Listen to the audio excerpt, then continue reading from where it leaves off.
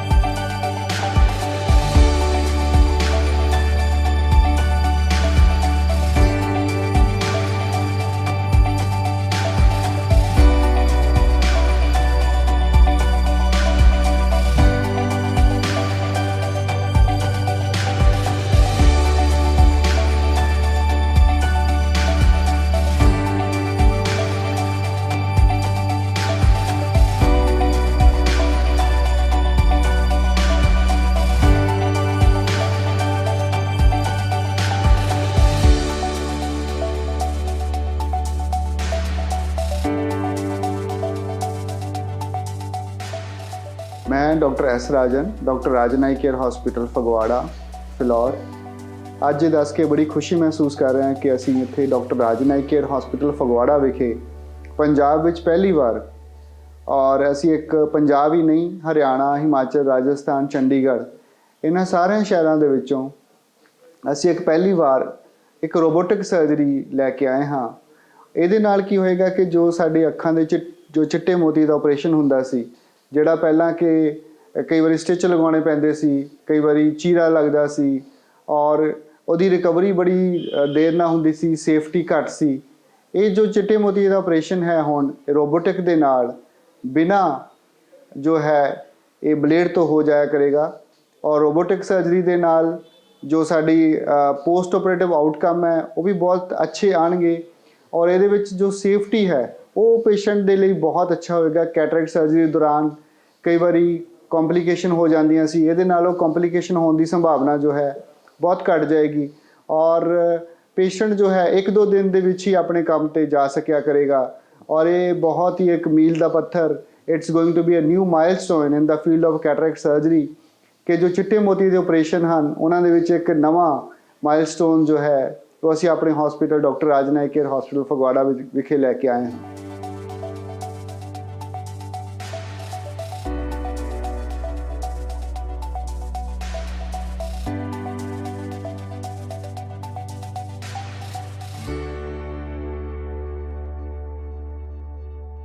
हम डॉक्टर राजन आई care hospital गुरु हरगोबिंद नगर फगवाड़ा में पंजाब में पहली बार, पंजाब में ही नहीं हरियाणा, हिमाचल, राजस्थान और चंडीगढ़ में पहली बार लेके आए हैं robotic cataract surgery with lancer. इससे क्या होगा कि एक तो जो कैटरेक्ट सर्जरी के ऑपरेशंस हैं वो बहुत जल्दी इसकी रिकवरी हो जाया करेगी, और इसके जो सेफ्टी है वो बहुत ज़्यादा है, और इसमें जो सर्जरी होगी वो बिना ब्लेड के होगी, और पेशेंट 1-2 दिनों में ही जो अपने काम पे जा सका करेगा। तो ये एक it's going to be a new milestone, एक ये नया मील पत्थर जो है वो कैटरेक्ट सर्जरी में, जो चिट्टे मोतिये के, जो सफ़ेद मोतिये के जो ऑपरेशन है उसमें जो होने जा रहा है। तो मैं यही चाहता हूँ कि आप ज़रूर इसका फ़ायदा लो, क्योंकि ये जो आगे जो समय आने वाला है वो रोबोटिक सर्जरी का ही आने वाला है। इसमें सेफ्टी बहुत ज़्यादा है और जो आउटकम्स हैं वो बहुत अच्छे हैं।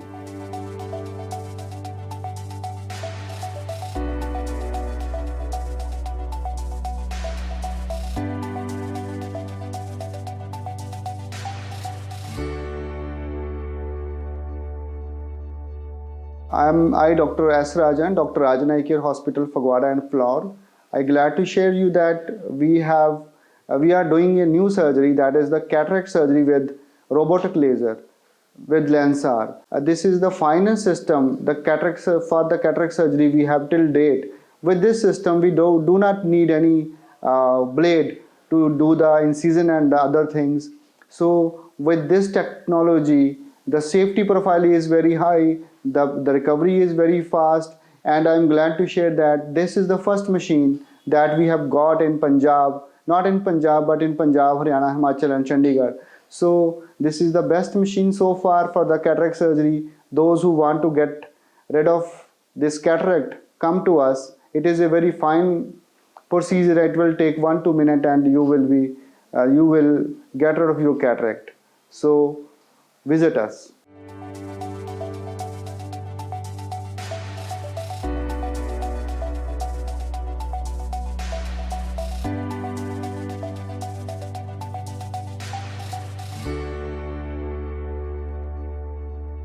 मैं डॉक्टर एस राजन, डॉक्टर राजन आई केयर हॉस्पिटल फगवाड़ा। आज आपको कैटरैक्ट के बारे में बताऊंगा। कैटरैक्ट मतलब सफेद मोतिया, और ਜਿਹਨੂੰ ਅਸੀਂ ਪੰਜਾਬੀ ਚ ਚਿੱਟਾ ਮੋਤੀਆ ਕਹਿ ਦਿੰਦੇ ਆ। ਔਰ ਇਹ ਸਾਡੀ ਅੱਖ ਹੈ। ਅੱਖ ਦੇ ਵਿੱਚ ਪਰਮਾਤਮਾ ਨੇ ਸਾਨੂੰ ਸਾਰਿਆਂ ਨੂੰ ਇੱਕ ਲੈਂਸ ਦਿੱਤਾ ਹੁੰਦਾ ਜਿਹੜਾ ਪਾਣੀ ਦੀ ਤਰ੍ਹਾਂ ਸਾਫ਼ ਹੁੰਦਾ। ਔਰ ਜਦੋਂ ਸਾਡੀ ਏਜ ਵੱਧਦੀ ਹੈ ਜਾਂ ਕਈ ਉਹ ਮਰੀਜ਼ ਜਿਸ ਤਰ੍ਹਾਂ ਕੋਈ ਸ਼ੂਗਰ ਦੀ ਦਵਾਈ ਖਾਂਦਾ ਹੈ, ਕੋਈ ਗਠੀਏ ਦੀ ਦਵਾਈ ਖਾਂਦਾ ਹੈ, ਕੋਈ ਥਾਇਰਾਇਡ ਦੀ ਦਵਾਈ ਖਾਂਦਾ ਹੈ, ਉਹ ਵਾਲੇ ਪੇਸ਼ੈਂਟਸ ਨੂੰ, ਉਹ ਵਾਲੇ ਮਰੀਜ਼ਾਂ ਨੂੰ ਇਹ ਜੋ ਚਿੱਟੇ ਮੋਤੀ ਦੀ ਪ੍ਰੋਬਲਮ ਹੈ ਉਮਰ ਦੇ ਨਾਲੋਂ ਥੋੜੀ ਪਹਿਲਾਂ ਆ ਜਾਂਦੀ ਹੈ। ਅਦਰਵਾਈਜ਼ ਜੋ ਚਿੱਟਾ ਮੋਤੀਆ ਹੁੰਦਾ ਹੈ ਇਹ 60 ਸਾਲ ਤੋਂ ਬਾਅਦ ਹੀ ਆਉਂਦਾ ਹੈ। ਹੁੰਦਾ ਕੀ ਹੈ, ਜੋ ਇਹ ਪਰਮਾਤਮਾ ਨੇ ਸਾਨੂੰ ਲੈਂਸ ਦਿੱਤਾ ਹੁੰਦਾ ਸਾਡੀ ਅੱਖ ਦੇ ਵਿੱਚ, ਇਹ ਧੁੰਦਲਾ ਪੈਣਾ ਸ਼ੁਰੂ ਹੋ ਜਾਂਦਾ ਹੈ। ਔਰ ਜਦੋਂ ਇੰਨਾ ਧੁੰਦਲਾ ਪੈ ਜਾਂਦਾ ਕਿ ਸਾਨੂੰ ਜੋ ਦੂਰ ਦੀਆਂ ਚੀਜ਼ਾਂ ਹਨ ਉਹ ਦਿਖਣੀਆਂ ਘੱਟ ਜਾਂਦੀਆਂ ਹਨ, ਔਰ ਕਈ ਵਾਰ ਤਾਂ ਬਿਲਕੁਲ ਬੰਦ ਹੋ ਜਾਂਦੀਆਂ ਹਨ। ਔਰ ਇਸ ਨੂੰ ਅਸੀਂ ਕੀ ਕਹਿੰਦੇ ਹਾਂ ਕਿ ਦਿਸ ਇਜ਼ ਕੈਟਰੈਕਟ, ਕਿ ਇਹ ਚਿੱਟਾ ਮੋਤੀਆ, ਸਫੇਦ ਮੋਤੀਆ ਹੋ ਗਿਆ। ਸੋ ਇਹ ਜੋ ਚਿੱਟਾ ਮੋਤੀਆ ਹੁੰਦਾ, ਕਈ ਕਹਿੰਦੇ ਕਿ ਇਹ ਕੋਈ ਬਹੁਤ ਲਾਇਲਾਜ ਬਿਮਾਰੀ ਹੈ, ਤਾਂ ਮੈਂ ਦੱਸਣਾ ਚਾਹੁੰਦਾ ਇਟਸ ਨੋਰਮਲ। ਇਹ ਸਾਰਾ ਕੁਝ ਜੋ ਹੋਇਆ ਹੈ ਇਹ ਏਜ ਰਿਲੇਟਡ ਹੈ, ਸਾਡੀ ਉਮਰ ਦੇ ਹਿਸਾਬ ਨਾਲ ਹੈ। ਜਦੋਂ ਸਾਡੀ ਉਮਰ ਹੁੰਦੀ ਹੈ ਸਾਡੇ ਵਾਲ ਚਿੱਟੇ ਹੁੰਦੇ ਹਨ, ਸਾਡੇ ਬੋਡੀ ਦੇ ਵਿੱਚ ਚੇਂਜਸ ਆਉਂਦੀਆਂ ਹਨ। ਇਸ ਤਰੀਕੇ ਨਾਲ ਜੋ ਸਾਡੀ ਇਹ ਅੱਖ ਦਾ ਲੈਂਸ ਹੈ ਇਹ 'ਚ ਵੀ ਚੇਂਜਸ ਆਉਂਦੀਆਂ ਹਨ, ਜਿਹਨੂੰ ਅਸੀਂ ਚਿੱਟਾ ਮੋਤੀਆ ਕਹਿ ਦਿੰਦੇ ਹਾਂ। ਸੋ ਇਹਦੇ ਵਿੱਚ ਕੋਈ ਡਰਨ ਵਾਲੀ ਗੱਲ ਨਹੀਂ ਹੁੰਦੀ, ਕਿਉਂਕਿ ਇਹ ਨੋਰਮਲ ਹੁੰਦਾ ਹੈ। ਹੁਣ ਅਗਲੀ ਗੱਲ ਆ ਜਾਂਦੀ ਹੈ ਕਿ ਜੋ ਇਹ ਚਿੱਟਾ ਮੋਤੀਆ ਜੋ ਸਾਡੀ ਹੁਣ ਅੱਖ ਦੇ ਵਿੱਚ ਆ ਗਿਆ ਹੈ, ਇਹਦਾ ਇਲਾਜ ਕੀ ਕਰਨਾ ਹੈ। ਔਰ ਕਈ ਲੋਕ ਇਹ ਕਹਿੰਦੇ ਆ ਕਿ ਇਹਦਾ ਇਲਾਜ ਜੋ ਹੈ ਦਵਾਈਆਂ ਨਾਲ ਵੀ ਸੰਭਵ ਹੈ, ਕਿ ਅਸੀਂ ਕੋਈ ਦਵਾਈ ਪਾ ਕੇ ਇਹਦਾ ਇਲਾਜ ਕਰ ਦਈਏ। ਤਾਂ ਮੈਂ ਦੱਸਣਾ ਚਾਹੁੰਦਾ ਕਿ ਇਸ ਤਰ੍ਹਾਂ ਦਾ ਨਹੀਂ ਹੈ। ਕਿਸੇ ਵੀ ਦਵਾਈ ਦੇ ਨਾਲ ਜੋ ਚਿੱਟਾ ਮੋਤੀਆ ਹੈ ਉਹ ਨਹੀਂ ਘਟਦਾ। ਚਿੱਟੇ ਮੋਤੀਏ ਦੇ ਲਈ ਸਾਨੂੰ ਆਪਰੇਟ ਕਰਵਾਉਣਾ ਹੀ ਪੈਂਦਾ ਹੈ, ਸਾਨੂੰ ਉਹਦੀ ਸਰਜਰੀ ਕਰਵਾਉਣੀ ਹੀ ਪੈਂਦੀ ਹੈ। ਪਹਿਲੇ ਸਮਿਆਂ ਦੇ ਵਿੱਚ ਚਿੱਟੇ ਮੋਤੀਏ ਦੇ ਆਪਰੇਸ਼ਨ ਦੇ ਲਈ ਜੋ ਟਾਂਕੇ ਲੱਗਦੇ ਸਨ, ਵੱਡੇ ਵੱਡੇ ਚੀਰੇ ਦਿੱਤੇ ਜਾਂਦੇ ਸਨ। ਮਹੀਨਾ ਜੋ ਪੇਸ਼ੈਂਟ ਕਈ ਵਾਰੀ ਬੈੱਡ 'ਤੇ, ਜੋ ਉਹਨੂੰ ਬੈੱਡ ਰੈਸਟ ਦੇ ਲਈ ਕਿਹਾ ਜਾਂਦਾ ਸੀ। ਪਰ ਅੱਜ ਕੱਲ੍ਹ ਜੋ ਅਸੀਂ ਰੋਬੋਟਿਕ ਲੇਜ਼ਰ ਲੈ ਕੇ ਆਏ ਹਾਂ ਪੰਜਾਬ ਵਿੱਚ ਪਹਿਲੀ ਵਾਰੀ, ਉਹਦੇ ਨਾਲ ਤਾਂ ਇੰਨਾ ਸਭ ਕੁਝ ਸੌਖਾ ਹੋ ਗਿਆ ਕਿ ਕੁਝ ਸੈਕਿੰਡ ਦੇ ਵਿੱਚ ਹੀ ਜਿਹੜਾ ਜੋ ਬੇਸਿਕ ਕੈਟਰੈਕਟ ਦੀ ਸਰਜਰੀ ਹੈ ਉਹ ਹੋ ਜਾਂਦੀ ਹੈ। ਔਰ ਕੁਝ ਮਿੰਟਾਂ ਦੇ ਵਿੱਚ ਹੀ ਅਸੀਂ ਜੋ ਅੱਖਾਂ ਦਾ ਜੋ ਇਹ ਲੈਂਸ ਹੈ ਉਹਨੂੰ ਅਸੀਂ ਰਿਪਲੇਸ ਕਰਕੇ ਇੱਕ ਨਵੇਂ ਲੈਂਸ ਦੇ ਨਾਲ ਪੇਸ਼ੈਂਟ ਨੂੰ ਅਸੀਂ ਵਾਪਸ ਭੇਜ ਦਈਦਾ ਹੈ 1-2 ਘੰਟੇ ਦੇ ਵਿੱਚ ਹੀ। ਔਰ ਪੇਸ਼ੈਂਟ ਅਗਲੇ ਹੀ ਦਿਨ ਤੋਂ ਜਾਂ 1-2 ਦਿਨ ਤੋਂ ਹੀ ਆਪਣੇ ਜੋ ਕੰਮਕਾਰ ਹੈ ਉਹ ਕਰ ਸਕਦਾ ਹੈ। ਇਹਦੇ ਵਿੱਚ ਕੋਈ ਅਸੀਂ ਇਹ ਨਹੀਂ ਕਰਦੇ ਕਿ ਜੋ ਕੁਦਰਤ ਨੇ ਸਾਨੂੰ ਲੈਂਸ ਦਿੱਤਾ ਹੋਇਆ ਹੈ, ਜੋ ਕਿ ਲੈਂਸ ਖਰਾਬ ਹੋ ਚੁੱਕਿਆ ਹੁੰਦਾ ਹੈ, ਉਹਦੇ ਵਿੱਚ ਅਸੀਂ ਰੋਬੋਟਿਕ ਦੇ ਨਾਲ ਉਸ ਜੋ ਲੈਂਸ ਹੈ ਉਸ ਨੂੰ ਰਿਮੂਵ ਕਰਕੇ ਉਸ ਦੀ ਜਗ੍ਹਾ ਇੱਕ ਨਵਾਂ ਲੈਂਸ ਪਾ ਦਿੰਦੇ ਹਾਂ। ਔਰ ਕਈ ਸਾਨੂੰ ਇਸ ਤਰ੍ਹਾਂ ਕਹਿੰਦੇ ਆ ਕਿ ਇੱਕ ਵਾਰੀ ਜੇ ਲੈਂਸ ਪੈ ਗਿਆ ਕਿ ਇਹ ਦੁਬਾਰਾ ਅੱਖ ਕਦੀ ਮਲਣੀ ਨਹੀਂ ਹੈ ਜਾਂ ਅੱਖ ਨੂੰ ਅਸੀਂ ਕਦੀ ਧੋਣਾ ਨਹੀਂ ਹੈ, ਉਹ ਡਰਦੇ ਹਨ। ਤਾਂ ਮੈਂ ਇੱਥੇ ਇਹ ਦੱਸਣਾ ਚਾਹੁੰਦਾ ਕਿ ਇਸ ਤਰ੍ਹਾਂ ਦੀ ਕੋਈ ਗੱਲ ਨਹੀਂ ਹੈ। ਇਹ ਜੋ ਅਸੀਂ ਲੈਂਸ ਅੱਖ ਦੇ ਵਿੱਚ ਪਾਉਂਦੇ ਹਾਂ, ਇਹ ਜਿੱਥੋਂ ਕੁਦਰਤੀ ਲੈਂਸ ਅਸੀਂ ਰਿਮੂਵ ਕੀਤਾ ਹੁੰਦਾ ਹੈ ਉਸੇ ਜਗ੍ਹਾ ਦੇ ਉੱਤੇ ਅਸੀਂ ਇਹ ਦੂਸਰਾ ਲੈਂਸ ਇੰਪਲਾਂਟ ਕਰਦੇ ਹਾਂ। ਔਰ ਜਦੋਂ ਅਸੀਂ ਇਹ ਲੈਂਸ ਪਾ ਦਿੰਦੇ ਹਾਂ ਔਰ ਇਹ ਲੈਂਸ ਆਪਣੀ ਜੋ ਜਗ੍ਹਾ ਹੈ ਉੱਥੇ ਫਿਕਸ ਹੋ ਜਾਂਦਾ ਹੈ। ਅਸੀਂ ਜਿਸ ਤਰ੍ਹਾਂ ਮਰਜ਼ੀ ਜੋ ਵੀ ਕੰਮ ਕਰੀਏ, ਸਵਿਮਿੰਗ ਕਰੀਏ, ਅਸੀਂ ਕੁਕਿੰਗ ਕਰੀਏ, ਕੋਈ ਵੀ ਕੰਮ ਕਰੀਏ, ਅੱਖ ਛਿੱਟੇ ਮਾਰੀਏ, ਤਾਂ ਲੈਂਸ ਨੂੰ ਕੁਝ ਨਹੀਂ ਹੁੰਦਾ। ਲੈਂਸ ਜੋ ਹੋਇਆ ਕਰਦਾ ਹੈ ਇਹ ਬਿਲਕੁਲ ਅੱਖ ਦੇ ਵਿੱਚ ਫਿਕਸ ਹੋ ਜਾਇਆ ਕਰਦਾ ਹੈ। ਔਰ ਕਈ ਇਹ ਪੁੱਛਦੇ ਆ ਕਿ ਇਹ ਲੈਂਸ ਦੀ ਗਰੰਟੀ ਕਿੰਨੀ ਹੁੰਦੀ ਹੈ। ਸੋ ਮੈਂ ਦੱਸਣਾ ਚਾਹੁੰਦਾ ਕਿ ਇਹ ਜੋ ਲੈਂਸ ਅਸੀਂ ਪਾਉਂਦੇ ਹਾਂ ਇਹ ਪੂਰੀ ਲਾਈਫ ਦੀ ਗਰੰਟੀ ਹੁੰਦੀ ਹੈ, ਪੂਰੀ ਉਮਰ ਦੀ ਗਰੰਟੀ ਹੁੰਦੀ ਹੈ। ਲੈਂਸ ਨੂੰ ਕੁਝ ਨਹੀਂ ਹੁੰਦਾ। ਹਾਂ, ਕੁਝ ਕੇਸਿਸ ਵਿੱਚ ਜੋ ਲੈਂਸ ਹੈ ਉਹਦੇ ਪਿੱਛੇ ਇੱਕ ਹਲਕੀ ਜਿਹੀ ਝਿੱਲੀ ਆ ਜਾਂਦੀ ਹੈ, ਜਿਹਨੂੰ ਅਸੀਂ ਪੋਸਟੀਰੀਅਰ ਕੈਪਸੂਲਰ ਓਪੈਸੀਫਿਕੇਸ਼ਨ ਕਹਿ ਦਿੰਦੇ ਹਾਂ। ਔਰ ਅਸੀਂ ਲੇਜ਼ਰ ਦੇ ਨਾਲ ਹਾਰਡਲੀ 10 ਸੈਕਿੰਡ ਦਾ ਜੋ ਕੰਮ ਹੁੰਦਾ ਹੈ ਉਹ ਝਿੱਲੀ ਸਾਫ਼ ਹੋ ਜਾਂਦੀ ਹੈ। ਔਰ ਇਸ ਤੋਂ ਇਲਾਵਾ ਹੋਰ ਲੈਂਸ ਨੂੰ ਕੋਈ ਵੀ ਪ੍ਰੋਬਲਮ ਨਹੀਂ ਆਉਂਦੀ। ਇਸ ਤਰ੍ਹਾਂ ਦਾ ਜੋ ਵੀ ਹੈ ਕਿ ਜੇ ਕੋਈ ਕੈਟਰੈਕਟ ਸਰਜਰੀ ਕਰਵਾਉਣਾ ਚਾਹੁੰਦਾ ਹੈ ਉਹਦੇ ਮਨ 'ਚ ਇਸ ਤਰ੍ਹਾਂ ਦਾ ਕੋਈ ਡਾਊਟ ਹੈ ਤਾਂ ਉਹ ਡਾਊਟ ਜੋ ਬਿਲਕੁਲ ਵੀ ਨਹੀਂ ਹੋਣਾ ਚਾਹੀਦਾ। ਅੱਜ ਕੱਲ੍ਹ ਜੋ ਰੋਬੋਟਿਕ ਸਰਜਰੀ ਦੇ ਨਾਲ ਤਾਂ ਇਹ ਬਿਲਕੁਲ ਸਾਰੀਆਂ ਚੀਜ਼ਾਂ ਬਹੁਤ ਈਜ਼ੀ ਹੋ ਗਈਆਂ ਹਨ ਔਰ ਇਹ ਜੋ ਸਰਜਰੀ ਹੈ ਉਹ ਵੀ ਬਹੁਤ ਈਜ਼ੀ ਹੋ ਗਈ ਹੈ। ਔਰ ਤੁਸੀਂ ਜ਼ਰੂਰ ਜੇ ਤੁਹਾਡੇ ਇਸ ਤਰ੍ਹਾਂ ਦਾ ਕੋਈ ਮਨ 'ਚ ਡਾਊਟ ਹੈ ਉਸ ਨੂੰ ਕਲੀਅਰ ਕਰਕੇ ਆਪਣੀ ਅੱਖਾਂ ਦੇ ਵਿੱਚੋਂ ਚਿੱਟਾ ਮੋਤੀਆ ਹੈ ਉਸ ਨੂੰ ਉਹਦੀ ਸਰਜਰੀ ਕਰਵਾ ਕੇ ਲੈਂਸ ਪਵਾਓ। ਕਿਉਂਕਿ ਕਈ ਵਾਰੀ ਇਸ ਤਰ੍ਹਾਂ ਹੁੰਦਾ ਹੈ ਕਿ ਚਿੱਟਾ ਮੋਤੀਆ ਦੀ ਜੇ ਅਸੀਂ ਸਰਜਰੀ ਨਹੀਂ ਕਰਵਾਉਂਦੇ ਤਾਂ ਚਿੱਟਾ ਮੋਤੀਆ ਕਈ ਵਾਰੀ ਨੁਕਸਾਨ ਕਰਦਾ ਹੈ ਔਰ ਕਈ ਕੇਸਿਸ ਦੇ ਵਿੱਚ ਤਾਂ ਜਿਹੜਾ ਚਿੱਟਾ ਮੋਤੀਆ ਹੁੰਦਾ ਉਹ ਕਾਲਾ ਮੋਤੀਆ ਬਣ ਜਾਂਦਾ ਹੈ ਔਰ ਕਾਲਾ ਮੋਤੀਆ ਬਣਨ ਦੇ ਨਾਲ ਜੋ ਰੋਸ਼ਨੀ ਹੈ ਉਹ ਸਦਾ ਲਈ ਚਲ ਜਾਂਦੀ ਹੈ। ਸੋ ਇਸ ਕਰਕੇ ਇਹਨਾਂ ਚੀਜ਼ਾਂ ਦਾ ਜ਼ਰੂਰ ਧਿਆਨ ਰੱਖੋ। ਸਮੇਂ ਸਿਰ ਆਪਣੀਆਂ ਅੱਖਾਂ ਨੂੰ ਤੁਸੀਂ ਚੈੱਕ ਕਰਵਾਓ ਔਰ ਚਿੱਟਾ ਮੋਤੀਆ ਜੇ ਤੁਹਾਨੂੰ ਹੈ ਜਾਂ ਤੁਹਾਡੇ ਪਰਿਵਾਰ ਵਿੱਚ ਕਿਸੇ ਫਾਦਰ ਮਦਰ ਨੂੰ ਜਾਂ ਦਾਦੀ ਨਾਨੀ ਪੂਰੇ ਪਰਿਵਾਰ ਦੇ ਵਿੱਚ ਕਿਸੇ ਨੂੰ ਹੈ ਤਾਂ ਉਸ ਨੂੰ ਜ਼ਰੂਰ ਜੋ ਹੈ ਸਮੇਂ ਸਿਰ ਆਪਰੇਟ ਕਰਵਾ ਲੈਣਾ ਚਾਹੀਦਾ ਹੈ। ਧੰਨਵਾਦ।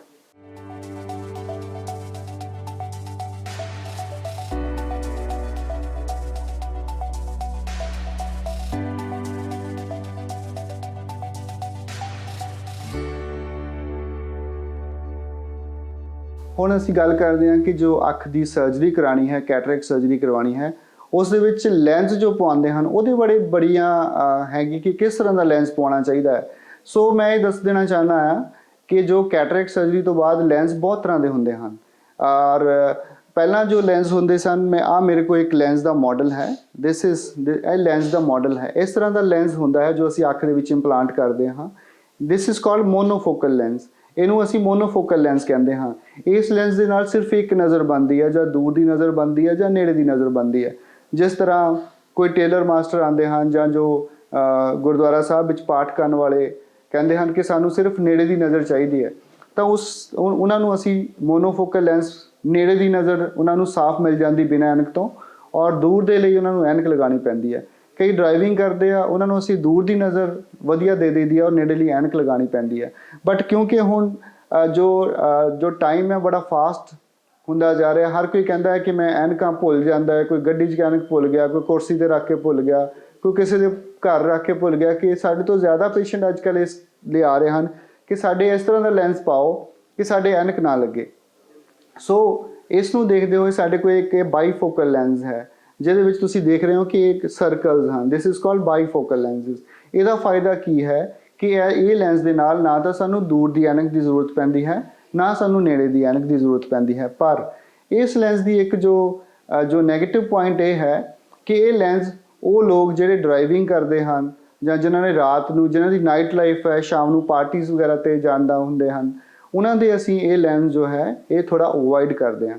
ਕਿਉਂਕਿ ਇਹ ਲੈਂਸ ਦੇ ਨਾਲ ਸ਼ਾਮ ਨੂੰ ਕਈ ਵਾਰੀ ਜਦੋਂ ਮੂਹਰਿਓਂ ਲਾਈਟਸ ਵਗੈਰਾ ਪੈਂਦੀਆਂ ਤਾਂ ਉਹਦੇ ਵਿੱਚ ਗਲੇਅਰ ਪੈਂਦੀ ਹੈ। ਸੋ ਇਹ ਜਿਹੜਾ ਲੈਂਸ ਹੈ ਇਹ ਜੋ ਘਰ ਦੇ ਵਿੱਚ ਜਿੱਦਾਂ ਲੇਡੀਜ਼ ਹਨ ਜਿਨ੍ਹਾਂ ਨੇ ਬਾਹਰ ਨਹੀਂ, ਕਈ ਵਾਰੀ ਕੋਈ ਡਰਾਈਵਿੰਗ ਵਗੈਰਾ ਨਹੀਂ ਕਰਨੀ ਹੁੰਦੀ, ਉਹਨਾਂ ਦੇ ਲਈ ਜੋ ਇਹ ਲੈਂਸ ਹੈ this is the perfect lens for them।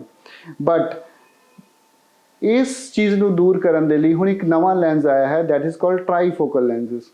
ਟ੍ਰਾਈਫੋਕਲ lens ਦੀ ਖਾਸੀਅਤ ਕੀ ਹੈ? ਜਿਹੜਾ ਬਾਈਫੋਕਲ ਲੈਂਸ ਉਹਦੇ ਵਿੱਚ ਦੂਰ ਔਰ ਨੇੜੇ ਦੀ ਨਜ਼ਰ ਤਾਂ ਬਣਦੀ ਹੈ, ਪਰ ਵਿਚਕਾਰ ਦੀ ਨਜ਼ਰ, ਜਿਸ ਤਰ੍ਹਾਂ ਕਿਸੇ ਨੇ ਕੰਪਿਊਟਰ ਲੈਪਟਾਪ 'ਤੇ ਕੰਮ ਕਰਨਾ ਹੈ, ਉਹ ਪ੍ਰੋਬਲਮ ਰਹਿੰਦੀ ਸੀ। ਬਟ ਇਹ ਟ੍ਰਾਈਫੋਕਲ ਲੈਂਸਿਸ ਦੇ ਨਾਲ ਨਾ ਤਾਂ ਦੂਰ ਦੀ ਐਨਕ ਦੀ ਜ਼ਰੂਰਤ ਪੈਂਦੀ ਹੈ, ਨਾ ਨੇੜੇ ਦੀ, ਨਾ ਵਿਚਕਾਰਲੀ। ਸੋ ਇੱਕ ਨਵੀਂ ਤਰ੍ਹਾਂ ਦਾ ਲੈਂਸ ਹੈ ਟ੍ਰਾਈਫੋਕਲ ਲੈਂਸਿਸ। ਇਹਦੇ ਨਾਲ ਜੋ ਹਰ ਤਰ੍ਹਾਂ ਦੀ ਐਨਕ ਹੈ ਉਹ ਉਤਰ ਜਾਂਦੀ ਹੈ ਔਰ ਇਹਦੇ ਨਾਲ ਜਿਹੜੀ ਗਲੇਅਰ ਹੈ ਜੋ ਰਾਤ ਨੂੰ ਜੋ ਮੂਹਰੇ ਲਾਈਟਾਂ ਪੈਂਦੀਆਂ ਹਨ ਉਹ ਵੀ ਕਾਫੀ ਘੱਟ ਹੈ। ਸੋ ਜੇ ਤੁਸੀਂ ਇਸ ਤਰ੍ਹਾਂ ਦਾ ਸੋਚ ਰਹੇ ਆ ਕਿ ਇਸ ਤਰ੍ਹਾਂ ਦਾ ਲੈਂਸ ਪਵਾਈਏ ਕਿ ਸਾਡੇ ਐਨਕ ਨਾ ਲੱਗੇ, ਤਾਂ ਤੁਸੀਂ ਜ਼ਰੂਰ ਟ੍ਰਾਈਫੋਕਲ ਲੈਂਸਿਸ ਪਾਓ। ਜਾਂ ਅਸੀਂ ਤੁਹਾਡੇ ਤੋਂ ਤੁਹਾਡੀ ਕਾਉਂਸਲਿੰਗ ਕਰਾਂਗੇ ਕਿ ਤੁਸੀਂ ਕਿਸ ਤਰੀਕੇ ਦਾ ਤੁਹਾਡਾ ਕੰਮਕਾਰ ਹੈ, ਤੁਹਾਡੀ ਨਾਈਟ ਡਰਾਈਵਿੰਗ ਕਿੰਨੀ ਹੈ, ਤੁਹਾਨੂੰ ਸ਼ੂਗਰ ਹੈ ਜਾਂ ਨਹੀਂ, ਹੋਰ ਵੀ ਕਈ ਕੁਐਸਚਨ ਪੁੱਛ ਕੇ ਅਸੀਂ ਤੁਹਾਡੇ ਲਈ ਜੋ ਬੈਸਟ ਲੈਂਸ ਹੈ ਉਹ ਤੁਹਾਨੂੰ ਰਿਕਮੈਂਡ ਕਰਾਂਗੇ। ਔਰ ਅੱਜ ਕੱਲ੍ਹ ਤਾਂ ਤੁਹਾਨੂੰ ਪਤਾ ਹੈ ਕਿ ਇਹ ਜਿੰਨੇ ਵੀ ਲੈਂਸ ਹਨ ਇਹ ਰੋਬੋਟਿਕ ਸਰਜਰੀ ਦੇ ਨਾਲ ਅਸੀਂ ਪਾ ਰਹੇ ਹਾਂ। ਔਰ ਜੋ ਅਸੀਂ ਪੰਜਾਬ ਦੇ ਵਿੱਚ ਪਹਿਲੀ ਵਾਰੀ ਲੈ ਕੇ ਆਏ ਹਾਂ ਰੋਬੋਟਿਕ ਸਰਜਰੀ ਦੇ ਨਾਲ ਨਾ ਹੀ ਤਾਂ ਕੋਈ ਟੀਕਾ ਲਗਾਉਣ ਦੀ ਜ਼ਰੂਰਤ ਪੈਂਦੀ ਹੈ, ਨਾ ਕੋਈ ਟਾਂਕਾ ਲੱਗਦਾ ਹੈ, ਨਾ ਈਵਨ ਜੋ ਬਲੇਡ ਹੈ ਉਹ ਵੀ ਇਹਦੇ ਵਿੱਚ ਯੂਜ਼ ਨਹੀਂ ਹੁੰਦਾ। ਔਰ ਅਸੀਂ ਤੁਹਾਨੂੰ ਬੈਸਟ ਵਿਜ਼ਨ ਜੋ ਹੈ ਕੁਛ ਹੀ ਦਿਨਾਂ ਦੇ ਵਿੱਚ ਤੁਸੀਂ ਆਪਣੀ ਜੋ ਬੈਸਟ ਵਿਜ਼ਨ ਹੈ, ਨਾ ਦੂਰ ਦੀ ਐਨਕ ਦੀ ਲੋੜ ਪੈਂਦੀ ਹੈ, ਨਾ ਨੇੜੇ ਦੀ, ਨਾ ਵਿਚਕਾਰਲੀ, ਉਹ ਤੁਹਾਨੂੰ ਮਿਲ ਜਾਂਦੀ ਹੈ। ਸੋ ਜਦੋਂ ਵੀ ਤੁਸੀਂ ਲੈਂਸ ਪਾਉਣਾ ਹੋਵੇ, ਇਹ ਨਹੀਂ ਕਿ ਫਟਾਫਟ ਕਿ ਆਹ ਮੇਰੇ ਲੈਂਸ ਪਾ ਦਿਓ। ਤੁਸੀਂ ਜ਼ਰੂਰ ਜੋ ਹੈ ਇਹਦੇ ਬਾਰੇ ਥੋੜ੍ਹਾ ਵਿਚਾਰ ਕਰੋ, ਕਿਉਂਕਿ ਜਿਹੜਾ ਲੈਂਸ ਇੱਕ ਵਾਰੀ ਪੈ ਜਾਂਦਾ ਹੈ ਉਹ ਫਿਰ ਸਾਡੇ ਕੋਲ ਕਈ ਪੇਸ਼ੈਂਟ ਦੁਬਾਰਾ ਆਉਂਦੇ ਹਨ ਕਿ ਇਹ ਲੈਂਸ ਚੇਂਜ ਵੀ ਹੋ ਸਕਦਾ ਹੈ। ਤਾਂ ਮੈਂ ਦੱਸਣਾ ਚਾਹੁੰਦਾ ਕਿ ਜਿਹੜਾ ਇੱਕ ਵਾਰੀ ਲੈਂਸ ਪੈ ਜਾਂਦਾ ਹੈ ਉਹ ਦੁਬਾਰਾ ਚੇਂਜ ਨਹੀਂ ਹੁੰਦਾ। ਇਹ ਨਹੀਂ ਹੈ ਕਿ ਆਪਾਂ ਦੁਬਾਰਾ ਫੇਰ ਆ ਕੇ ਕਹੀਏ ਕਿ ਹੁਣ ਸਾਡੇ ਵਧੀਆ ਲੈਂਸ ਪਾ ਦਿਓ, ਹੁਣ ਸਾਡੇ ਟ੍ਰਾਈਫੋਕਲ ਲੈਂਸ ਪਾ ਦਿਓ, ਹੁਣ ਸਾਡੇ ਇਸ ਤਰ੍ਹਾਂ। ਤਾਂ ਮੈਂ ਇਹ ਦੱਸਣਾ ਚਾਹੁੰਦਾ ਕਿ ਜਿਹੜਾ ਇੱਕ ਵਾਰੀ ਲੈਂਸ ਪੈ ਜਾਂਦਾ ਹੈ ਉਹ ਲੈਂਸ ਜੋ ਹੈ ਉਹ ਦੁਬਾਰਾ ਨਹੀਂ ਪੈਂਦਾ। ਸੋ ਇਹ ਚੀਜ਼ ਜੋ ਹੈ ਇਹ ਜ਼ਰੂਰ ਤੁਸੀਂ ਆਪਣੇ ਮਨ ਦੇ ਵਿੱਚ ਬਿਠਾਓ ਕਿ ਜਦੋਂ ਵੀ ਤੁਸੀਂ ਕੈਟਰੈਕਟ ਸਰਜਰੀ ਕਰਾਣੀ ਹੈ, ਲੈਂਸ ਦੇ ਬਾਰੇ ਜ਼ਰੂਰ ਜੋ ਹੈ ਅੱਛੇ ਡਾਕਟਰ ਦੇ ਨਾਲ ਸਲਾਹ ਕਰਕੇ ਹੀ ਪਵਾਇਆ ਜਾਵੇ। ਧੰਨਵਾਦ।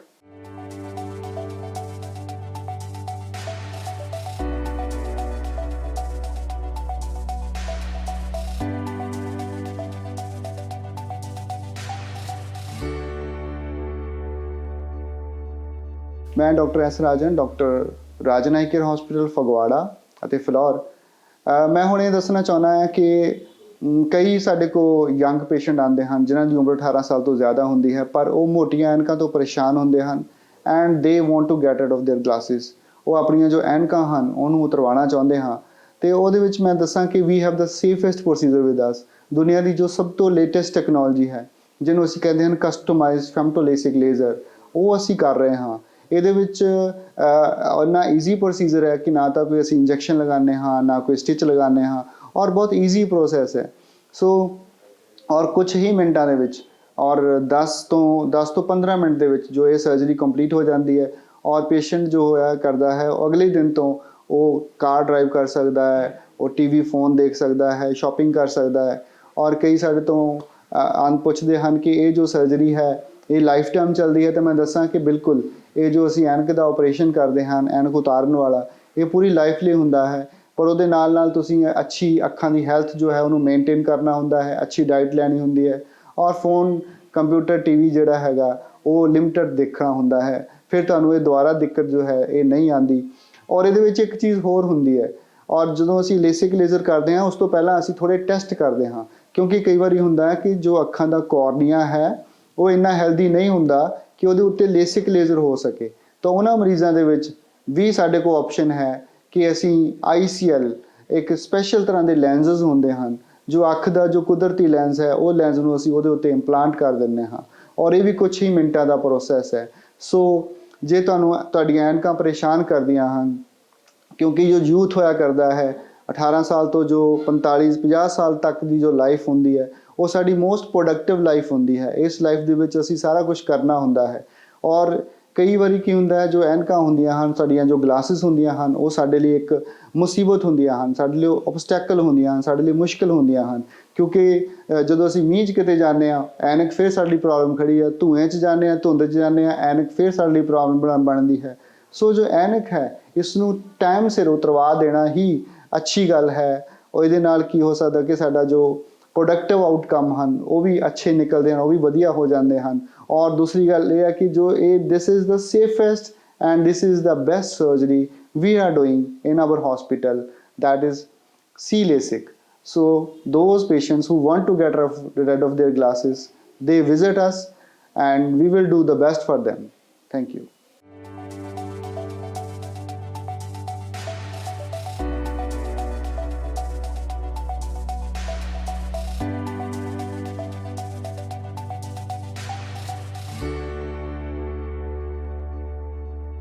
ਮੈਂ ਡਾਕਟਰ ਐਸ ਰਾਜਨ, doctor Rajan eye care hospital Phagwara ਤੇ ਫਿਲੌਰ। ਹੁਣ ਅਸੀਂ ਗੱਲ ਕਰਦੇ ਹਾਂ ਕਾਲਾ ਮੋਤੀਆ ਯਾਨੀ ਗਲੂਕੋਮਾ ਦੀ। ਗਲੂਕੋਮਾ ਦੇ ਬਾਰੇ ਬਹੁਤ ਮਨ ਦੇ ਵਿੱਚ ਲੋਕਾਂ ਦੇ ਕਈ ਤਰ੍ਹਾਂ ਦੀਆਂ ਭਰਮ ਰਹਿੰਦੇ ਹਨ ਕਿ ਇੱਕ ਵਾਰੀ ਕਾਲਾ ਮੋਤੀਆ ਹੋ ਜਾਵੇ ਤਾਂ ਦੁਬਾਰਾ ਇਹਦਾ ਕੋਈ ਇਲਾਜ ਨਹੀਂ ਹੁੰਦਾ। ਇਹ ਗੱਲ ਠੀਕ ਹੈ ਕਿ ਜੋ ਕਾਲਾ ਮੋਤੀਆ ਹੁੰਦਾ ਹੈ ਇਹ ਚਿੱਟੇ ਮੋਤੀਏ ਨਾਲੋਂ ਖਤਰਨਾਕ ਹੁੰਦਾ ਹੈ, ਔਰ ਇਹਨੂੰ ਇਸ ਕਰਕੇ ਖਤਰਨਾਕ ਮੰਨਿਆ ਜਾਂਦਾ ਹੈ because ਗਲੂਕੋਮਾ ਕਾਜ਼es irreversible loss of vision। ਕਾਲਾ ਮੋਤੀਏ ਦੇ ਨਾਲ ਜਿਹੜੀ ਇੱਕ ਵਾਰੀ ਰੋਸ਼ਨੀ ਚਲੇ ਜਾਂਦੀ ਹੈ ਉਹ ਦੁਬਾਰਾ ਵਾਪਸ ਨਹੀਂ ਆਉਂਦੀ। ਇਸ ਕਰਕੇ ਅਸੀਂ ਗਲੂਕੋਮਾ ਯਾਨੀ ਕਾਲਾ ਮੋਤੀਆ ਨੂੰ ਖਤਰਨਾਕ ਮੰਨਦੇ ਹਨ। ਪਰ ਇਹਦਾ ਇਹ ਨਹੀਂ ਹੈ ਮਤਲਬ ਕਿ ਇਹ ਇੱਕ ਇਲਾਜ ਬਿਮਾਰੀ ਹੈ।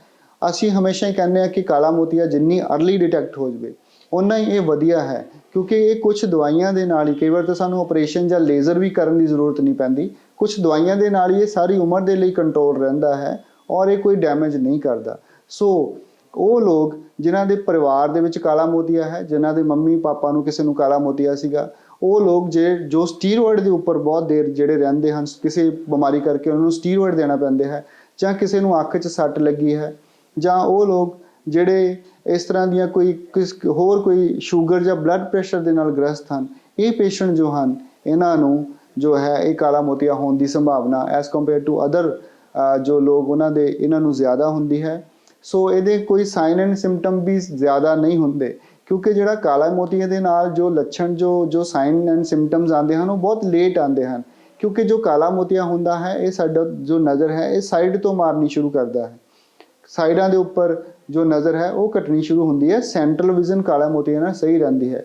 ਇਸ ਕਰਕੇ ਜਦੋਂ ਇਹ ਪੇਸ਼ੈਂਟ ਸਾਡੇ ਕੋਲ ਆਉਂਦਾ ਹੈ ਤਾਂ ਕਈ ਵਾਰੀ ਬਹੁਤ ਦੇਰ ਹੋ ਚੁੱਕੀ ਹੁੰਦੀ ਹੈ, ਸਾਈਡਾਂ ਤੋਂ ਰੋਸ਼ਨੀ ਪੇਸ਼ੈਂਟ ਦੀ ਕਾਫੀ ਘੱਟ ਚੁੱਕੀ ਹੁੰਦੀ ਹੈ। ਸੋ ਉਹ ਲੋਕ ਜਿਨ੍ਹਾਂ ਨੂੰ ਦੂਰ ਕਿਤੇ ਲਾਈਟ ਜਲਦੀ ਉਹਦੇ ਆਲੇ ਦੁਆਲੇ ਘੇਰੇ ਨਜ਼ਰ ਆਉਂਦੇ ਹਨ, ਜਾਂ ਅੱਖ ਦਾ ਦਰਦ ਰਹਿੰਦਾ ਹੈ, ਜਾਂ ਉਹ ਲੋਕ ਜਿਨ੍ਹਾਂ ਨੂੰ ਕਿਸੇ ਵੀ ਤਰ੍ਹਾਂ ਦਾ ਪਰਿਵਾਰ ਦੇ ਵਿੱਚ ਇਸ ਤਰ੍ਹਾਂ ਦਾ ਕੋਈ ਰੋਗ ਹੈ, ਤਾਂ ਉਹ ਜੋ ਲੋਕ ਹਨ ਜ਼ਰੂਰ ਆਪਣੀਆਂ ਅੱਖਾਂ ਦਾ ਜੋ ਹੈ ਆਪਣਾ ਚੈੱਕਅਪ ਜ਼ਰੂਰ ਕਰਾਉਣ। ਅਸੀਂ ਤਾਂ ਸਭ ਨੂੰ ਕਹਿੰਦੇ ਹਨ ਕਿ ਜੇ ਕਿਸੇ ਨੂੰ ਸ਼ੂਗਰ ਬਲੱਡ ਪ੍ਰੈਸ਼ਰ ਜਾਂ 40 ਸਾਲ ਤੋਂ ਬਾਅਦ ਜ਼ਰੂਰ ਇੱਕ ਵਾਰੀ ਆਪਣੀਆਂ ਅੱਖਾਂ ਹਨ ਉਹ ਆਪਣੇ ਕਿਸੇ ਜੋ ਅੱਛਾ ਡਾਕਟਰ ਹੈ ਆਈਜ਼ ਦਾ ਉਹਨੂੰ ਜ਼ਰੂਰ ਦਿਖਾਉਣੀਆਂ ਚਾਹੀਦੀਆਂ ਹਨ, ਕਿਉਂਕਿ ਜੋ ਅੱਜ ਕੱਲ੍ਹ ਤਾਂ ਸਾਰਾ ਸਾਡਾ ਕੰਮ ਹੀ ਅੱਖਾਂ 'ਤੇ ਹੈ।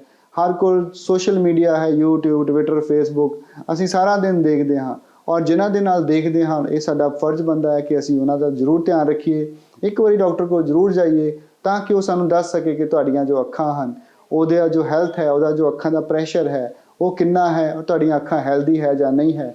ਕਿਉਂਕਿ ਜੇ ਇਹ ਬਿਮਾਰੀਆਂ ਅਰਲੀ ਸਟੇਜਸ ਦੇ ਉੱਪਰ ਹੀ ਜੋ ਪਕੜ ਦੇ ਵਿੱਚ ਆ ਜਾਣ ਫਿਰ ਇਹ ਕੋਈ ਡੈਮੇਜ ਨਹੀਂ ਕਰਦੀਆਂ, ਔਰ ਸਾਡੀਆਂ ਅੱਖਾਂ ਸਾਰੀ ਜੋ ਲਾਈਫ ਹੈ ਤੰਦਰੁਸਤ ਰਹਿੰਦੀਆਂ ਹਨ। ਧੰਨਵਾਦ।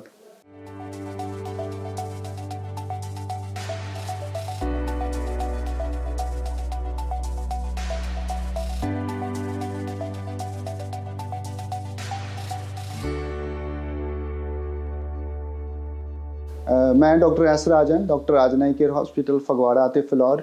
ਹੁਣ ਅਸੀਂ ਇੱਕ ਬਹੁਤ ਹੀ ਇੰਪੋਰਟੈਂਟ ਟੌਪਿਕ ਦੇ ਉੱਪਰ ਗੱਲ ਕਰਨ ਜਾ ਰਹੇ ਹਾਂ, ਉਹ ਹੈ ਡਾਇਬੈਟਿਕ ਰੈਟੀਨੋਪੈਥੀ ਜਾਂ ਹਾਈਪਰਟੈਂਸਿਵ ਰੈਟੀਨੋਪੈਥੀ। ਇਹ ਕੀ ਹੈ ਕਿ ਜੋ ਸ਼ੂਗਰ ਔਰ ਬਲੱਡ ਪ੍ਰੈਸ਼ਰ ਹੈ ਇਹ ਕਿੰਨਾ ਭਿਆਨਕ ਹੈ, ਇਹ ਇਸ ਚੀਜ਼ ਤੋਂ ਪਤਾ ਲੱਗਦਾ ਹੈ ਕਿ ਪੰਜਾਬ ਦੇ ਵਿੱਚ ਹੀ ਨਹੀਂ ਇੰਡੀਆ ਦੇ ਵਿੱਚ ਵੀ ਹਰ ਤੀਜਾ ਜਾਂ ਚੌਥਾ ਬੰਦਾ ਸ਼ੂਗਰ ਜਾਂ ਬਲੱਡ ਪ੍ਰੈਸ਼ਰ ਤੋਂ ਪੀੜਿਤ ਹੁੰਦਾ ਜਾ ਰਿਹਾ ਹੈ। ਇਹਦੇ ਕਾਰਨ ਜੋ ਵੀ ਰਹੇ ਹੋਣ, ਪਰ ਇਹ ਅੱਖਾਂ ਨੂੰ ਬਹੁਤ ਇਫੈਕਟ ਕਰਦਾ ਹੈ, ਗੁਰਦਿਆਂ ਨੂੰ ਵੀ ਇਫੈਕਟ ਕਰਦਾ ਹੈ, ਲਿਵਰ ਹਾਰਟ ਨੂੰ ਵੀ ਇਫੈਕਟ ਕਰਦਾ ਹੈ, ਇਸ ਤਰੀਕੇ ਦੇ ਨਾਲ ਬ੍ਰੇਨ ਨੂੰ ਵੀ ਇਫੈਕਟ ਕਰਦਾ ਹੈ, ਸਾਡੀ ਜੋ ਪੈਰੀਫਰੀਜ਼ ਹੈ ਉਹਨਾਂ ਨੂੰ ਵੀ ਇਫੈਕਟ ਕਰਦਾ ਹੈ, ਪਰ ਅੱਖਾਂ ਨੂੰ ਇਹ ਸਭ ਤੋਂ ਜ਼ਿਆਦਾ ਇਫੈਕਟ ਕਰਦਾ ਹੈ। ਅੱਖਾਂ ਦੀ ਰੋਸ਼ਨੀ ਕਈ ਵਾਰ ਤਾਂ ਇਸ ਤਰ੍ਹਾਂ ਹੁੰਦਾ ਕਿ ਇੱਕਦਮ ਚਲੇ ਜਾਂਦੀ ਹੈ, ਇੱਕ ਬਹੁਤ ਵੱਡਾ ਬਲੀਡਿੰਗ ਹੋ ਜਾਂਦੀ ਹੈ ਅੱਖ ਦੇ ਵਿੱਚ, ਔਰ ਪੇਸ਼ੈਂਟ ਆਉਂਦਾ ਹੈ with sudden loss of vision ਕਿ ਉਹਦੀ ਜੋ ਨਜ਼ਰ ਹੈ ਬਿਲਕੁਲ ਖਤਮ ਹੋ ਗਈ ਹੈ। ਜੋ ਸ਼ੂਗਰ ਔਰ ਬਲੱਡ ਪ੍ਰੈਸ਼ਰ ਹੈ ਇਹਦੇ ਨਾਲ ਸਾਡੇ ਅੱਖਾਂ ਦੇ ਵਿੱਚ ਲੀਕੇਜ ਹੋ ਜਾਂਦੀ ਹੈ, ਅੱਖਾਂ ਦੀਆਂ ਜੋ ਨਾੜੀਆਂ ਹਨ ਉਹ ਲੀਕ ਕਰਨ ਲੱਗ ਪੈਂਦੀਆਂ ਹਨ, ਔਰ ਉਸ ਤੋਂ ਬਾਅਦ ਜੋ ਇਲਾਜ ਹੁੰਦਾ ਹੈ ਬੜਾ ਮਹਿੰਗਾ ਵੀ ਹੁੰਦਾ ਹੈ, ਬੜਾ ਕਸ਼ਟਦਾਈ ਵੀ ਹੁੰਦਾ ਹੈ, ਕਿਉਂਕਿ ਸਾਨੂੰ ਅੱਖ ਦੇ ਵਿੱਚ ਇੰਜੈਕਸ਼ਨ ਲਗਾਉਣੇ ਪੈਂਦੇ ਹਨ, ਕਈ ਵਾਰ ਸਾਨੂੰ ਲੇਜ਼ਰ ਕਰਨੀ ਪੈਂਦੀ ਹੈ, ਔਰ ਪੇਸ਼ੈਂਟ ਦਾ ਵੀ ਬਹੁਤ ਜ਼ਿਆਦਾ ਇਹਦੇ ਵਿੱਚ ਪੈਸੇ ਦਾ ਵੀ ਕਾਫੀ ਨੁਕਸਾਨ ਹੁੰਦਾ ਕਿਉਂਕਿ ਇਹਦੇ ਵਿੱਚ ਇੰਜੈਕਸ਼ਨ ਵੀ ਮਹਿੰਗੇ ਲਗਾਉਣੇ ਪੈਂਦੇ ਹਨ। ਸੋ ਮੈਂ ਇਹ ਰਿਕੁਐਸਟ ਕਰਦਾ ਕਿ ਜੋ ਸ਼ੂਗਰ ਔਰ ਬਲੱਡ ਪ੍ਰੈਸ਼ਰ ਦੇ ਪੇਸ਼ੈਂਟਸ ਹੈਗੇ ਉਹ ਜ਼ਰੂਰ ਆਪਣੇ ਇਹ ਚੀਜ਼ਾਂ ਨੂੰ ਕੰਟਰੋਲ ਰੱਖਣ। ਸ਼ੂਗਰ ਔਰ ਬਲੱਡ ਪ੍ਰੈਸ਼ਰ ਇੱਦਾਂ ਦੀਆਂ ਬਿਮਾਰੀਆਂ ਹਨ ਕਿ ਇਹਨੂੰ ਕਦੇ ਵੀ ਲਾਈਟਲੀ ਨਹੀਂ ਲੈਣਾ ਚਾਹੀਦਾ, ਔਰ ਜੇ ਸਾਨੂੰ ਡਾਕਟਰ ਨੇ ਗੋਲੀ ਲਗਾਈ ਹੈ ਤਾਂ ਉਹਨੂੰ ਜ਼ਰੂਰ ਕੋਈ ਨਾ ਕੋਈ ਟੈਬਲੇਟ ਖਾ ਲੈਣੀ ਚਾਹੀਦੀ ਹੈ। ਸ਼ੂਗਰ ਦਾ ਪਰਹੇਜ਼ ਕਰਨਾ ਚਾਹੀਦਾ ਹੈ, ਨਮਕ ਘੱਟ ਖਾਣਾ ਚਾਹੀਦਾ ਹੈ, ਸੈਰ ਕਰਨੀ ਬਹੁਤ ਜ਼ਰੂਰੀ ਹੈ। ਮੋਟਾਪਾ ਸਾਡਾ ਵੱਧ ਰਿਹਾ ਹੈ, ਮੋਟਾਪੇ ਦੇ ਨਾਲ ਇਹ ਸਾਰੀਆਂ ਬਿਮਾਰੀਆਂ ਵੀ ਵੱਧ ਰਹੀਆਂ ਹਨ। ਸੋ ਇਹਨਾਂ ਸਾਰੀਆਂ ਚੀਜ਼ਾਂ ਦਾ ਜ਼ਰੂਰ ਧਿਆਨ ਰੱਖਣਾ ਚਾਹੀਦਾ ਹੈ ਤਾਂ ਕਿ ਸਾਡੀ ਅੱਖਾਂ ਦੀ ਜੋ ਸਿਹਤ ਹੈ ਉਹ ਵੀ ਬਰਕਰਾਰ ਰਹੇ ਔਰ ਅਸੀਂ ਤੰਦਰੁਸਤ ਰਹੀਏ। ਧੰਨਵਾਦ।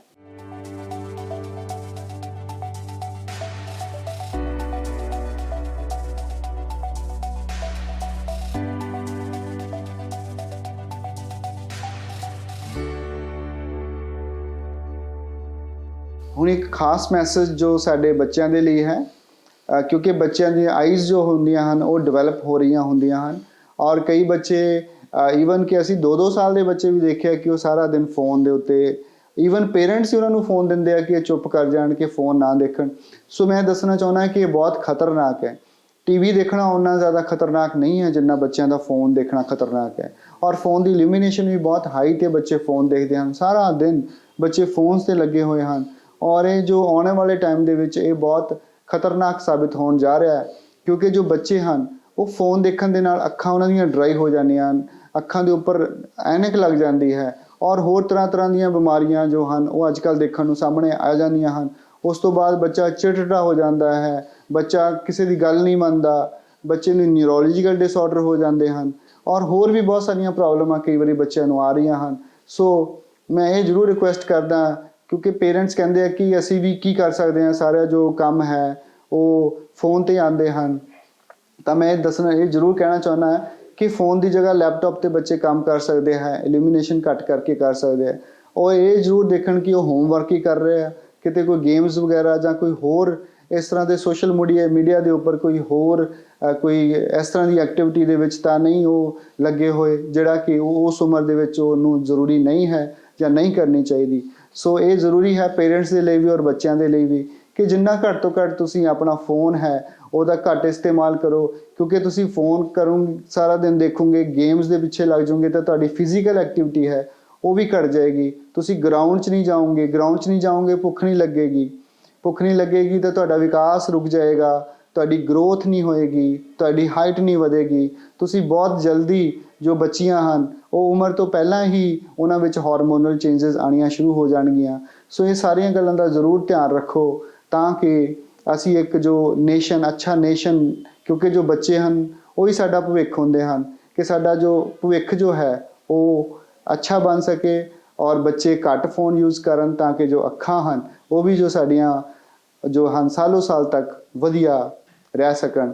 ਇਸ ਦੇ ਨਾਲ ਮੈਂ ਹੋਰ ਦੱਸਣਾ ਚਾਹੁੰਦਾ ਕਿ ਸਾਡੇ doctor Rajan eye care hospital ਦੇ ਵਿੱਚ ਇੱਕ ਹੀ ਨਹੀਂ ਹੋਰ ਵੀ ਬਹੁਤ ਸਾਰੇ ਡਿਪਾਰਟਮੈਂਟ ਹਨ। ਜਿੱਦਾਂ ਸਾਡੇ ਕੋਲ ਰੈਟੀਨਲ ਡਿਪਾਰਟਮੈਂਟ ਹੈ, ਪਿਛਲੇ ਪਰਦੇ ਦੀਆਂ ਬਿਮਾਰੀਆਂ ਦਾ ਇਲਾਜ ਕਰਨ ਦੇ ਸਾਡੇ ਡਾਕਟਰ ਬਰਜਿੰਦਰ ਸਿੰਘ ਰਾਣਾ ਅਤੇ ਡਾਕਟਰ ਅਜੇ ਕਪੂਰ 2 ਡਾਕਟਰ ਹਨ ਜੋ ਸਾਡੇ ਪਿਛਲੇ ਪਰਦੇ ਦੀਆਂ ਬਿਮਾਰੀਆਂ ਇਲਾਜ ਕਰਦੇ ਹਨ। ਇਸ ਤੋਂ ਇਲਾਵਾ ਸਾਡੇ ਕੋਲ ਡਾਕਟਰ ਅਮਿਤ ਗੁਪਤਾ ਜੋ ਬੱਚਿਆਂ ਦੀਆਂ ਬਿਮਾਰੀਆਂ ਔਰ ਜੋ ਇਸ ਤਰੀਕੇ ਦੇ ਨਾਲ ਜੋ ਭੈਂਗਾਪਨ ਹੈ ਉਸ ਦੀਆਂ ਬਿਮਾਰੀਆਂ ਦਾ ਇਲਾਜ ਡਾਕਟਰ ਅਮਿਤ ਗੁਪਤਾ ਬਹੁਤ ਹੀ ਜੋ ਡਾਕਟਰ ਹਨ। ਔਰ ਉਸ ਤੋਂ ਬਾਅਦ ਸਾਡੇ ਸੈਂਟਰ ਜੋ ਹੈ ਇਹ ਸਾਨੂੰ ਪੰਜਾਬ ਗਵਰਨਮੈਂਟ ਨੇ ਮਾਨਤਾ ਦਿੱਤੀ ਹੋਈ ਹੈ ਕਿ ਇਹ ਜੋ ਕੋਰਨੀਅਲ ਟ੍ਰਾਂਸਪਲਾਂਟੇਸ਼ਨ ਸੈਂਟਰ ਹੈ ਉਹ ਜਿਨ੍ਹਾਂ ਦੀਆਂ ਅੱਖਾਂ ਕਈ ਵਾਰੀ ਪਟਾਕਿਆਂ ਦੇ ਨਾਲ ਜਾਂ ਰੰਗ ਦੇ ਨਾਲ ਖਰਾਬ ਹੋ ਜਾਂਦੀਆਂ ਹਨ, ਅਸੀਂ ਉਹਦਾ ਜੋ ਬੰਦਾ ਐਨਕ ਆਪਣੀ ਨਜ਼ਰ ਜੋ ਆਪਣੀ ਕੋਰਨੀਆ ਹੈ ਉਹ ਡੋਨੇਟ ਕਰ ਦਿੰਦਾ ਹੈ ਤਾਂ ਸਾਡੇ ਸੈਂਟਰ ਦੇ ਵਿੱਚ ਉਹ ਕੋਰਨੀਆ ਜੋ ਹੈ ਟ੍ਰਾਂਸਪਲਾਂਟ ਅਸੀਂ ਕਰਦੇ ਹਾਂ। ਔਰ ਡਾਕਟਰ ਧਰਮਵੀਰ ਚਾਲੀਆ ਜੋ ਕਿ ਰਜਿੰਦਰਾ ਮੈਡੀਕਲ ਕਾਲਜ ਦੇ ਵਿੱਚ ਪ੍ਰੋਫੈਸਰ ਐਂਡ ਹੈੱਡ ਰਹਿ ਚੁੱਕੇ ਹਨ ਉਹ ਸਾਡੇ ਕੋਰਨੀਆ ਡਿਪਾਰਟਮੈਂਟ ਦੇ ਇੰਚਾਰਜ ਹਨ। ਔਰ ਹੋਰ ਵੀ ਬਹੁਤ ਸਾਰੀਆਂ ਸੁਵਿਧਾਵਾਂ ਹਨ ਕਿਉਂਕਿ ਸਾਡਾ ਜੋ ਹਸਪੀਟਲ ਹੈ ਉਹ ਜ਼ਿਲ੍ਹੇ ਦਾ ਪਹਿਲਾ NABH ਤੋਂ ਮਾਨਤਾ ਪ੍ਰਾਪਤ ਹਸਪੀਟਲ ਹੈ ਔਰ NABH ਦਾ ਮਤਲਬ ਹੀ ਜੋ ਹੈ ਹੋਇਆ ਕਰਦਾ ਹੈ ਕਿ ਇਹ ਜੋ ਸਭ ਤੋਂ ਜੋ ਅੱਛੇ ਹਸਪੀਟਲਸ ਹਨ ਜੋ ਇਹਨਾਂ ਦਾ ਸਟੈਂਡਰਡ ਇੰਟਰਨੈਸ਼ਨਲ ਮਾਪਦੰਡਾਂ ਦੇ ਪੈਰਾਮੀਟਰਸ ਦੇ ਅਕੋਰਡਿੰਗ ਹੈ ਉਹਨਾਂ ਨੂੰ ਹੀ NABH ਦੀ ਮਾਨਤਾ ਮਿਲਦੀ ਹੈ। ਔਰ ਇਸ ਦੇ ਨਾਲ ਜੋ ਸਾਡਾ ਸਟਾਫ ਹੈ ਅਸੀਂ ਕੋਸ਼ਿਸ਼ ਕਰਦੇ ਹਾਂ ਕਿ ਆਪਣੇ ਪੇਸ਼ੈਂਟਸ ਨੂੰ ਬੈਸਟ ਜੋ ਟਰੀਟ ਹੈ ਦਈਏ। ਔਰ ਨਵੀਂ ਗੱਲ ਇੱਕ ਹੋਰ ਵੀ ਜੋ ਅੱਛੀ ਗੱਲ ਇਹ ਹੈ ਕਿ ਅਸੀਂ ਜੋ NRI ਜਿਨ੍ਹਾਂ ਦੇ ਕੋਲ ਇੱਥੇ ਕੋਈ ਜੇ ਰਿਸ਼ਤੇਦਾਰ ਵਗੈਰਾ ਨਹੀਂ ਹੈ ਤਾਂ ਅਸੀਂ ਉਹਨਾਂ ਨੂੰ ਬਹੁਤ ਅੱਛੀ ਅਕੋਮੋਡੇਸ਼ਨ ਹੈ ਵਿਦ ਫੂਡ ਉਹ ਵੀ ਅਸੀਂ ਆਪਣੇ ਹਸਪੀਟਲ ਵਿੱਚ ਹੀ ਪ੍ਰੋਵਾਈਡ ਕਰ ਰਹੇ ਹਾਂ। ਸੋ ਜੇ ਤੁਸੀਂ ਇੱਥੇ ਕਦੇ ਆਉਣਾ ਹੋਵੇ ਤਾਂ ਤੁਹਾਨੂੰ ਰੁਕਣ ਦੀ ਪ੍ਰੋਬਲਮ ਹੋਵੇ ਤਾਂ ਤੁਸੀਂ ਟੈਨਸ਼ਨ ਇਸ ਤਰ੍ਹਾਂ ਦਾ ਕੋਈ ਦਿਮਾਗ 'ਤੇ ਨਹੀਂ ਰੱਖਣੀ ਕਿਉਂਕਿ ਸਾਡੇ ਕੋਲ ਰੁਕਣ ਦੇ ਲਈ ਵੀ ਅਸੀਂ ਬਹੁਤ ਅੱਛਾ ਜੋ ਹੈ ਰੂਮਸ ਹਨ ਅਸੀਂ ਬਣਾਏ ਹੋਏ ਹਨ। ਤੁਸੀਂ ਸਾਡੇ ਕੋਲ ਆਓ, ਸਾਡੇ ਕੋਲ ਰਹੋ, ਇੱਥੇ ਆਪਰੇਸ਼ਨ ਕਰਵਾਓ ਔਰ ਇੱਥੇ ਹੀ ਤੁਸੀਂ ਆਪਣੀਆਂ ਅੱਖਾਂ ਦੀ ਜੋ ਹੈ ਵਧੀਆ ਰੋਸ਼ਨੀ ਲੈ ਕੇ ਆਪਣੇ ਦੇਸ਼ ਵਾਪਸ ਜਾ ਸਕਦੇ ਹੋ। ਧੰਨਵਾਦ।